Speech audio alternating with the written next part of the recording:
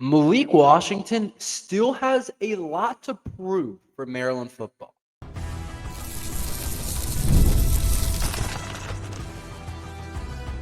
You are Locked On Terps, your daily podcast on the Maryland Terps, part of the Locked On Podcast Network, your team every day. What's up, everyone? I'm Tre Moore, host of Locked On Terps, part of the Locked On Podcast Network, your team every day. So thank you guys for making us part of your day. And today's episode is brought to you by FanDuel. Right now, new customers can bet just $5, and if your bet wins, you'll get $300 in bonus bets to use across the app. Download the app today. Maryland football still has a lot to prove, and specifically I'm talking about Malik Washington today, because I feel like we're getting a little bit to a spot with Malik where the expectation is just getting a little bit too high, and I still just want to be kind of clear where we are as a program, who we've played. And don't get me wrong, I absolutely love what Malik Washington has done this season. I think he's been the best player on our team. I think he's the future of not only Maryland football, but of college football, of the NFL, like everything. I think Malik Washington is, but I still think the kid has a lot to prove this season, and I just don't want to get ahead of that and make the expectations almost too high and unreasonably high. We're going to talk about this a little bit later in the second segment, but he just got ranked the #1 freshman on ESPN. That's a pretty big deal with a couple of his other teammates, and we'll talk about that a little bit later. And obviously, watching Maryland football, like, we're happy about that, and that's really awesome for us. I just think the expectations for Maryland football are getting to be in a spot for Malik Washington it's like, can we live up to that? And I still think the kid has a lot to prove. I think I've talked about it a ton, but I just want to be realistic with Maryland football right now. We haven't played anybody. We still haven't really played anybody. And I feel like we're getting a little bit ahead of ourselves before we play a couple of teams that are really going to be able to do some things against us. Washington and then Nebraska, like teams that are really high-end types of teams. And I think before we kind of annoy people, before we call people the truth, and obviously I'm not just talking about Malik Washington, I'm talking about the team in general. I just want us to be careful. I want us to be really careful, because so far through the first 4 games, we've probably played our 4 easiest games of the year. Even Wisconsin, to me, wasn't that hard of a challenge. They're unorganized. They don't seem to be well coached. Their fan base doesn't like where they currently are. I think Wisconsin still has, honestly, a lot of issues with that team and a lot of different problems. And so where I'm with it is, I think it's the 4 easiest games on our schedule. In our first 3 games, they were, I don't want to say jokes of a game, but those teams had no shot of beating us. Those teams don't come close to the talent we have.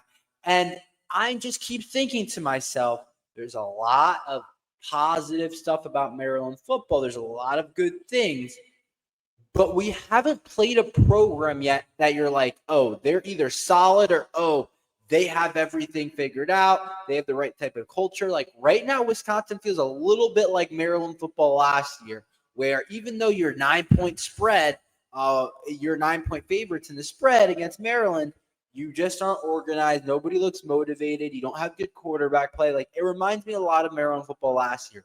And so as much as I want to get excited about beating Wisconsin and Malik Washington's efforts, I just want to be careful. And this isn't me saying that Malik Washington ain't going to be good at the end of the year, or he's going to drop off for some reason or something like that. That's not what I'm saying about this situation. That's not how I feel about Malik Washington. I think what I'm trying to tell you guys is he still has plenty to prove. And maybe some of you guys know that, maybe some of you don't. I just feel like we're already anointing him when I see, in my eyes, a really talented kid that has played against some competition that isn't very good. And we've seen him make some big-time throws. We've seen consistency. We've seen him not turn over the ball.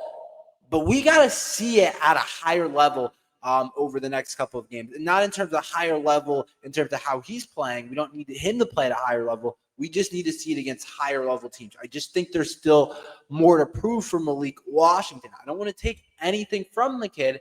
I just think when we look at Maryland's schedule, there's just a lot still to prove. And if he does it the next 2 weeks against Washington and Nebraska, I'm going to be like, hey, the kid has it. And I know he has it, but I just mean like before we just all jump on the train and we're like, this kid's the best thing since sliced bread. And I'm really not trying to be negative. I just want you guys to know he still has a good amount to prove to Mike Locksley, to Maryland. Like he still has things to prove.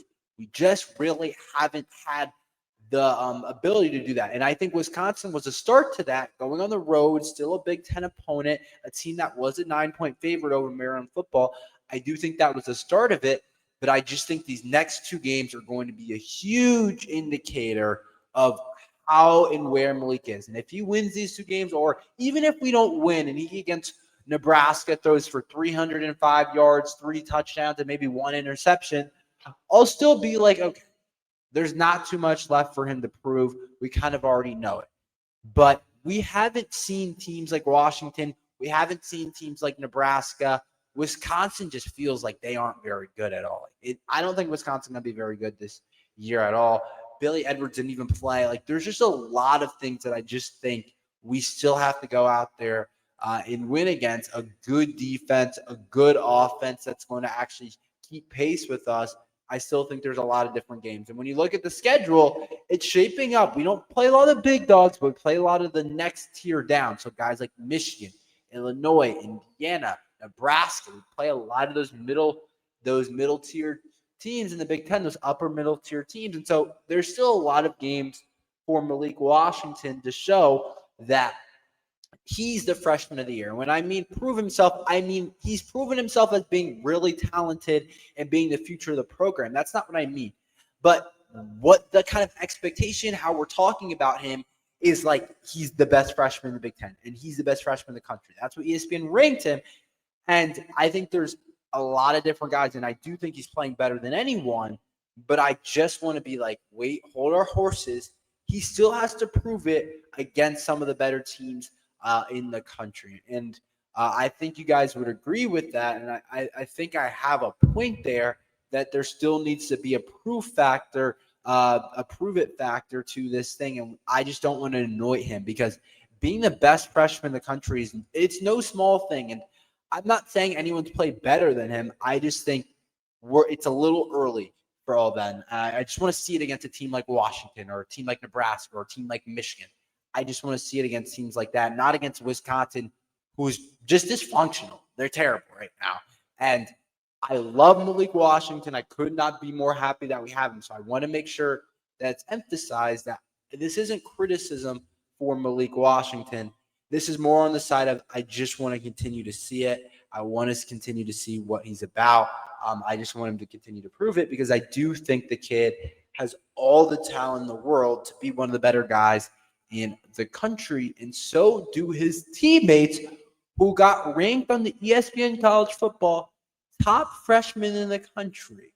We'll talk about that ranking. What does that mean for Maryland football to have 3 guys in it? We'll talk about that next and what I think about it after this.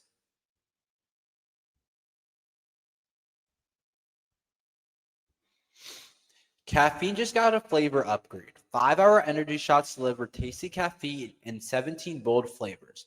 Each 2-ounce shot packs the caffeine of a premium 12-ounce cup of coffee, plus vitamin B and nutrients with 0 sugar and 0 crashes. What I love most is it's about how portable they are. Big taste, tiny shot. You can take it anywhere and get the boost when you need it. I always reach for one of my favorite flavors because it's refreshing and gives me that quick lift before a busy day. And it's perfect one to have next. So make sure you guys try something new next. And you have to take them because of the probability. Honestly, I love how fast it kicks in, and it's sugar-free. So I don't have to worry about crashing later. Enough with boring, flavorless caffeine. It's time to give your caffeine a flavor upgrade with 5-hour energy shots. Get the favorites You love or be bold and try something new in the store, online at 5 Hour Energy or Amazon today. All right, so an ESPN article came out about the top freshmen in college football. And so it's a really, or it wasn't an article, it was a ranking on ESPN's college football page. And I don't know if I've seen something like this from Maryland football, or we haven't seen something like this from Maryland football. We talked about it a little bit last week, but the fact that Maryland football has 3 players in their top freshman list, I think is pretty insane. They put their top 10, it looks like, their top 10 on the Instagram page. And to give you guys the list, just so you guys have another idea of it, Malik Washington, number 1 ranked freshman in all of college football. That's no slouch. It's not some kid at Bama or Georgia or the kid at Michigan that was supposed to be the 5-star talent. It's Malik Washington. And I do think he was underrated as a recruit, which is hard to do as a 4-star, high-level 4-star, top 150 kid, top 5 quarterback in the class. But I do think he was underrated as a recruit, and I think it's showing. And then number 1's the kid, I think they call him JKS at Cal. He's another freshman, been lighting it up at quarterback.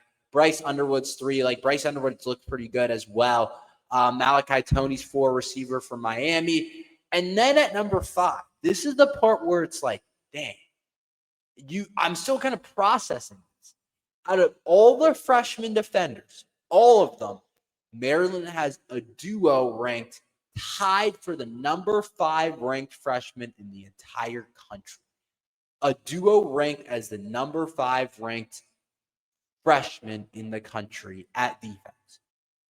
It isn't some 5, like I said with the quarterback, it isn't some 5-star edge from Oregon or some flashy kid from Penn State that wears number 11.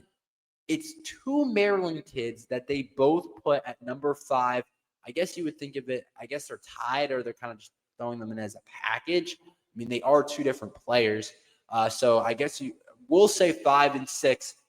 Best freshmen in college football and the best rated defenders on the entire list. That is pretty crazy. We knew Malik Washington was going to be good. We didn't know Zahir Mathis and Sidney Stewart were going to be all Big Ten, all freshmen, all Americans, whatever you want to say about them. We didn't know they were going to be that. And the fact that they're both ranked there and the fact that they're both that highly ranked, I think that it's extremely, extremely cool, awesome, great, whatever you want to call it from Maryland football. It's putting us in a position in terms of the future, in terms of what we can do now. We just haven't seen them because as much as I like Malik Washington, we've had some good quarterback play. I think we could all argue that Talia had his moments. He was an all Big Ten type of guy throughout his career, like usually second team. I remember second team like J.J. McCarthy or whatever the case is. Like second team all Big Ten quarterback, you had a pretty good year. And so we've had good quarterback play. We haven't had quarterback play like Malik Washington, and quarterback play will always trump all. It's just what it is. If you have a good quarterback, you know what they say. You're going to have a shot to win the game. And Maryland football has a good quarterback and a great quarterback and one with a lot of potential. But something that we just haven't had in the past is the pass rushers. We haven't had pass rushers in the past. We haven't had guys that can get to the quarterback. And now we have 2 that are not only pass rushers, but 2 guys that have an insane ceiling, a ceiling that we haven't seen before. And you know they're playing at an elite level. You know they're doing some things at a really high level when ESPN is like, yeah, the Maryland guys are playing really well. That's when you know they're playing at an all-time level that we just haven't seen Maryland players play. Because let's be honest, Maryland's on the spotlight. ESPN ain't running to rank Maryland's freshmen the top guys. Like they're just not. So the fact that Maryland freshmen are being ranked, or the fact that Maryland freshmen are doing that, shows that they're even better than probably what we think they are. But to go back to the pass rushing point, we haven't had a guy like Sidney Stewart or a guy like Zahir Mathis. We haven't had a single guy like that. We've had some decent players. We've had some guys that go hard. We've had some guys that are good athletes. We haven't had two guys on the edge that are like this. And I think for Maryland football, you look at it and you're just thankful that we had the opportunity. One, Sidney Stewart, he's an oddball. He is. He didn't play senior year in high school, so I think that's part of it. He went under-recruited, I think, 100%. You go back, I promise you, every school in the country would be trying to get him, whether it was Ohio State, who just seems to develop really good pass rushers every single year, or LSU, or Bama, or I said Ohio State already, or Oregon, Penn State, who seem to develop good pass rushers every single year. They would have been all over a kid like Sidney Stewart, and who knows if we would have had the opportunity to get him. And so this is the beauty about Maryland football, is when you get a guy like Sidney Stewart, a guy that went under-recruited, and you get him and you realize you got a gem, that's really the beauty, I think, of Maryland football. And I think that's what we're seeing. To have three guys in the top 5 in terms of freshman ranking, that means if you do a re-rank, Maryland would probably have like 3 5-stars. 3 5-stars. So forget the initial ranking. That's all a prediction. When you actually look at Maryland football's class and where guys would be ranked in terms of after their freshman year, Maryland football would probably have 3 5-stars. 3. And when you think about it that way, you're like, wait, shoot. There's not very many teams in the nation that get 3 5-stars. I think it's fair to say that Maryland would have 3 of them. And then you have a couple other guys that would still be rated a 4-star that are playing at a really high level too, like a Messiah Delhomme and a Carlton Smith. So when you think about it that way, you're like, wait, that's kind of crazy to think about. If we re-rank the freshmen right now in terms of a 247 rating, Maryland would probably have 3 5-stars. I think Malik Washington would be a 5-star. I think Sidney Stewart would be a 5-star. And I think Zahir Mathis would be a 5-star.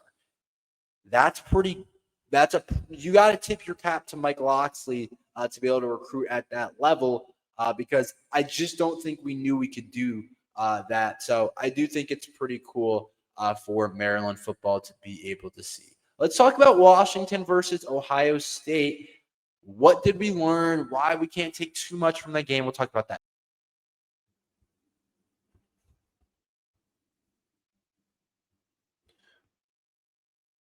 One of the tools that help make a huge difference for business owners is Quo. Formerly OpenPhone, it's the same great business phone system you've heard me talk about before, just with a new name. And here's why it matters. Every missed call is money left on the table. When every customer conversation counts, you need a phone system that keeps you connected 24/7. Quo is the #1 business phone system that streamlines customers and communications. It works right through an app on your phone or computer, so no more carrying 2 phones or relying on a landline. I love how Quo, formerly known as OpenPhone, lets your team share one number and collaborate on calls and texts like a shared inbox so no customers get left hanging. Their built-in AI agent is a game changer. It can answer after-hour calls, capture leads, and keep businesses moving, even when you're on the clock. Whether you're a solo operator juggling everything or part of the larger team, Quo makes it easy to stay responsive and professional. See why over 90,000 businesses trust Quo, formerly OpenPhone. Get free and get 20% off your first 6 months at quo.com/lockedoncollege. That's QUO.com/lockedoncollege. And if you got existing numbers with another service, Quo will port them over at no extra charge. Quo, no missed calls, no missed customers.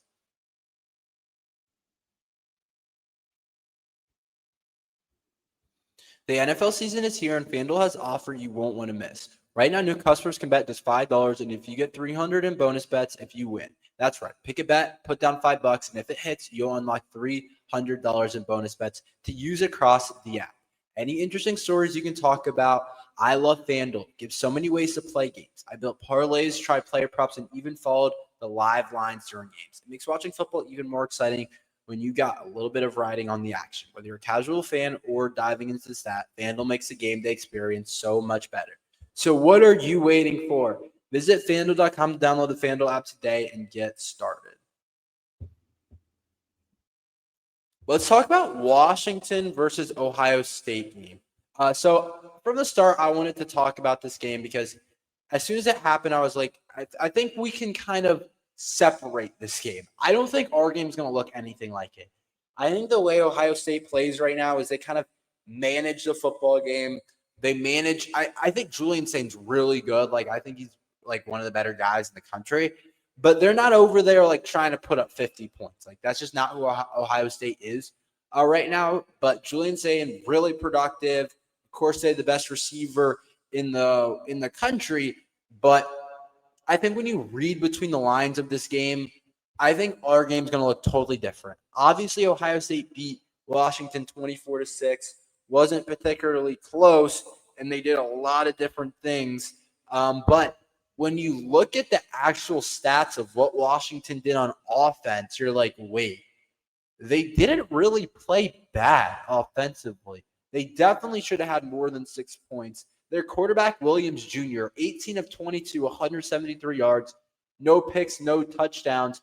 Rushing, Jonah Coleman, 13 carries, 70 yards, 5.4 average. And then in terms of the receiving, they had a bunch of guys catch the ball. Desmond Roebuck, 4 receptions, 58 yards. Jonah Coleman, 3 receptions, 26 yards.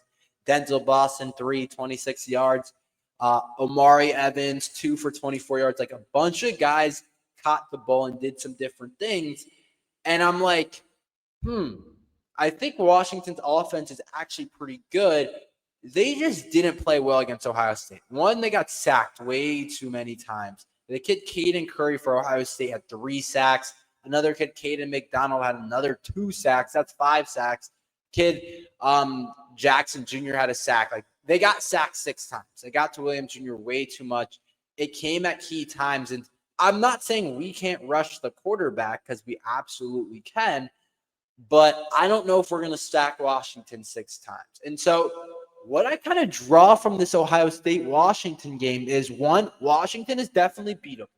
I think a lot of people thought this game was actually going to be pretty close. I think the line closed at like 8, I want to say, 8.5. Like, they thought Washington was be able to keep up.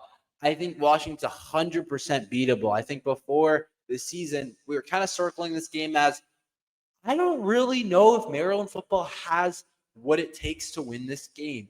But now, after seeing Washington play, after watching them play Ohio State, I think 2 things. I think I don't want to take away too much from this game, because I just think Ohio State is just that good. Like, it's hard to kind of parallel us to them. I'm not saying we're not a good football team, but I think we all can agree Ohio State's just on a different level in what they can be able to be. And I think that we also see a Washington team that did a lot of good things, but only put up 6 points.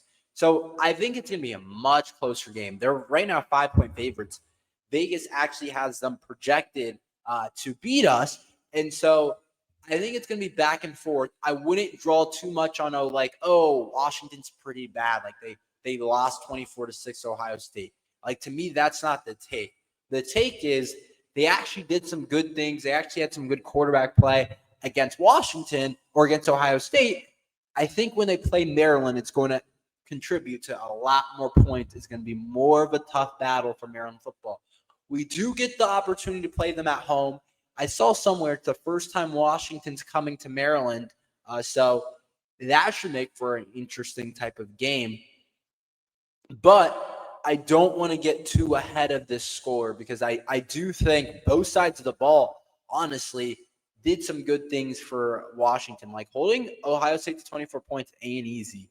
Like, it was 7-3 at the half. That's what I'm talking about. I'm like, yeah, the game score doesn't look that close, but honestly, I think that Washington's a little bit better than what we think. They were terrible on 3rd down. They were 1 for 11. I think that's a big part of it. They didn't turn over the ball, which is interesting. But I do think when you look at the Washington Huskies team, I think that the game was a little bit misleading. I do think they're a pretty good team, but we'll see. We'll dive more into it later in the week. Just wanted to talk about that quickly. But that's all we have for today. Thank you guys for listening to Locked on Terps. Make sure you like and subscribe. We're here every day talking Maryland football and basketball. So thank you guys for listening to Locked on Terps.